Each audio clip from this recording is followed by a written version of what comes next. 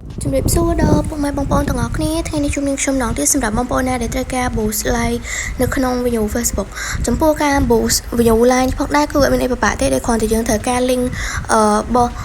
like យើងប៉ុណ្ណឹងឯងហើយបងប្អូនណាដែលត្រូវការ like លក់អីវ៉ាន់ឬក៏ like ហ្គេម like អីដែលចង់បាន video ច្រើនបង្កើតភាពទំនុកចិត្តដល់អតិថិជនឬក៏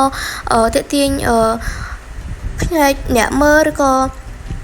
ធ្វើឲ្យ live បងប្អូននឹងកាន់តែល្បីបងប្អូនអាចធ្វើវិធីនេះបានដោយគ្រាន់តែយើងចូលទៅក្នុងការ live មកហើយឧទាហរណ៍ថានេះខ្ញុំចូល live ប្រភេទនេះហើយយើងគ្រាន់តែ copy link នៅក្នុង live ហ្នឹងហើយការ copy link ផងដែរក៏អត់មានអីពិបាកទេបងប្អូនគ្រាន់ចុចកន្លែង share នេះមកពេលដែលបងប្អូនចុចកន្លែង share ហ្នឹងហើយបងប្អូននឹងឃើញពាក្យ copy link បងប្អូនចុចនៅលើពាក្យ copy link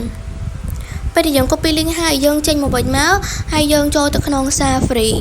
ចូលទៅក្នុង Safari ដើម្បីចូលទៅក្នុង Google ហើយវាយពាក្យថាសបាយ SMM បងប្អូន search ពាក្យសបាយ SMM មកបងប្អូនត្រូវ search ពាក្យថាសបាយ SMM ហើយចុចមួយមក .com បានន័យថាយើង search ពីដើមដល់ចប់បងប្អូន search អត់ពីដើមដល់ចប់ទេបងប្អូនអាចនឹងឃើញ website ផ្សេងដែលពាក់ព័ន្ធជាមួយនឹង website ហ្នឹងដែលមិនមែនជា website របស់យើងអញ្ចឹងយើង search ដល់ចុងបញ្ចប់ហ្នឹងមកពេលដែលយើង search បែបហ្នឹងហើយបងប្អូនគ្រាន់ចុចនៅលើហ្នឹងមកបងប្អូននឹងឃើញ website របស់យើងមួយដែលនៅខាងលើគេដែលមានឈ្មោះថាសបាយ SMM រួមជាមួយនឹង logo រូបតុក្កតាដែលមានផ្ទាំងពណ៌សពីខាងក្រោយហើយwebsite នេះផងដែរគឺអត់មានអីពិបាកទេបងប្អូនពេលដែលឃើញ website បែបហ្នឹងហើយបងប្អូនចុចទៅលើ website ហ្នឹងមកពេលដែលយើងចុចនៅលើ website ហ្នឹងហើយយើងនឹងបានមកដល់កន្លែងនេះបងប្អូនត្រូវដាក់ username និង password ដើម្បី login ចូលប្រើប្រាស់ដូចនាងខ្ញុំដាក់ username របស់នាងខ្ញុំ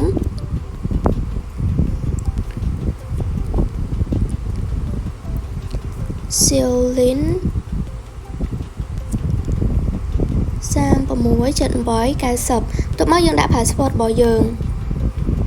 ហើយបងប្អូនដាក់ password របស់បងប្អូនមកហើយចំពោះពេលដែលយើងដាក់ password អីហើយយើងគ្រាន់តែចុចកន្លែង login នៅខាងក្រោមហ្នឹងគឺយើងបានចូលទៅប្រើប្រាស់website របស់យើងហើយចំពោះបងប្អូនដែលមិនទាន់បានចុចឈ្មោះប្រើប្រាស់ website ទេបងប្អូនអាចចុចកន្លែង sign up នៅខាងលើហើយទៅចុចឈ្មោះប្រើប្រាស់ website ដែលគ្រាន់តែបងប្អូនត្រូវការ email មួយហើយនឹង username ព្រោះ username គឺបងប្អូនដាក់បានតាមចិត្តដែលវាខនិចឲ្យយើងគឺយើងយកបានហើយក្នុងការពេលដែលចុចឈ្មោះប្រើប្រាស់ website ហ្នឹងបងប្អូនត្រូវទាមទារចាំusername ហើយនិង password ជាវាថ្ងៃក្រោយយើង login អីចូលប្រើប្រាស់ទៅចុងផ្លេចទៅពិបាកអញ្ចឹងបងប្អូនគ្រាន់ screenshot ទុកឬក៏ note ទុកក៏បានដែរចំពោះបងប្អូនដែលអាសាផ្លេចពេលដែលយើងបែបដាក់បែបហ្នឹងអស់ហើយបងប្អូនគ្រាន់ចុច login មកពេលដែលយើង login ហើយគឺយើងបានមកដល់កន្លែងនេះគឺកន្លែងប្រើប្រាស់សេវាកម្មរបស់យើងក្នុងគណនី website គឺមានបើនាងខ្ញុំគឺមានទឹកប្រាក់ចំនួន$0.88ហើយកន្លែងដាក់ប្រាក់គឺនៅខាងលើខាងឆ្វេងដៃសញ្ញាព្រួយហ្នឹងហើយកន្លែងរបៀបចូលឈ្មោះដាក់ប្រាក់នឹងជាមួយគ្នាហើយបងប្អូនអាចទៅមើលបាននៅក្នុង channel YouTube របស់នាងខ្ញុំបាយជាវីដេអូមុនហើយបងប្អូនក៏ដាក់ប្រាក់ចូលទៅបងប្អូនមានត្រឹមតែ50 សេនអីក៏បងប្អូនអាចដាក់ប្រាក់ប្រើប្រាស់ក្នុង website បានដែរបន្ទាប់មកបងប្អូនមកមើលកន្លែងបណ្ដុំសេវាកម្មនៅខាងក្រោមបងប្អូនចុចយកសេវាកម្ម Facebook មកពេលដែលយើងចុចយកសេវាកម្ម Facebook ហើយយើងអូសមកខាងក្រោមបន្តិចយើងឃើញពាក្យ category បងប្អូនចុចនៅលើកន្លោននៅខាងក្រោមពាក្យ category ហ្នឹងមកហើយបងប្អូនឃើញមានសេវាកម្មជាច្រើនមានសេវាកម្ម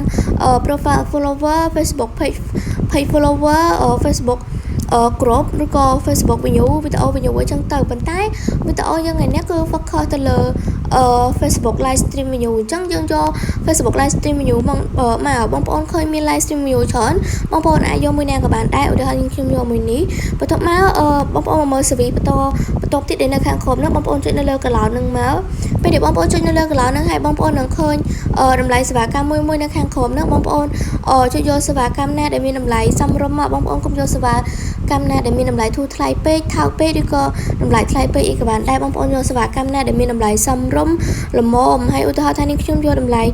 0.41នេះបន្ទាប់មកពេលដែលយើងជ្រើសយកហ្នឹងហើយមកដល់កន្លែងនេះគឺយើងត្រូវដាក់ link ចំពោះ link គឺយើងបាន copy ពីដើមវីដេអូហើយមកដល់កន្លែងនេះយើងគ្រាន់តែផាស link ហ្នឹងដាក់ចូលកន្លោនហ្នឹងមកយើងចុច2ដងនៅលើកន្លោនហ្នឹងយើងនឹងឃើញពាក្យផាសយើងចុចនៅលើពាក្យផាសហ្នឹងមកបន្ទាប់មកទៀតមកដល់ពេលដែលយើង copy link អីហើយមកដល់កន្លែងនេះគឺជាចំនួន view ដែលយើងត្រូវដាក់បងប្អូនអាចដាក់ពីចំនួន10 view ឡើងទៅរហូតដល់500,000 view បងប្អូនហើយបងប្អូនចង់សាកជាដំបូងអីបងប្អូនអាចដាក់ពីចំនួន10ឬក៏20 view អីសិនក៏បានដែរហើយពេលដែលយើងដាក់ហើយវានឹងលោតឆាច់ខាងក្រោមឲ្យយើងបានន័យថាចំនួនទឹកប្រាក់ដែលយើងចំណាយទៅលើ10 view ហ្នឹងគឺមានចំនួនទឹកប្រាក់0.004ហើយបន្ទាប់មកយើងចុចពាក្យ submit មកប bây giờយើងជួយ submit ឲ្យហើយវានឹង load ផ្ទាំងពណ៌ខៀវបែបនេះបានន័យថាការបញ្ជាទិញសេវាកម្មរបស់យើងនឹងគឺជោគជ័យរួចរាល់ជាការស្រេចអីហើយចំពោះបងប្អូនដែលមានចម្ងល់អីអាច comment នៅខាងក្រោមវីដេអូបានហើយបងប្អូនចង់ដឹងពីរបៀបបួលសេវាកម្មផ្សេងទៀតបងប្អូនអាចជួយ subscribe នៅលើ channel YouTube របស់នាងខ្ញុំដើម្បីទទួលបានវីដេអូថ្មីៗហើយវីដេអូយើងថ្ងៃនេះគឺមានតែប៉ុណ្្នឹងនេះបើបងប្អូនមានចម្ងល់កន្លែងណាអាច comment នៅខាងក្រោមវីដេអូបានហើយចាំជួបគ្នានៅវីដេអូក្រោយអរគុណនិងជម្រាបលាបងប្អូនទាំងអស់គ្នា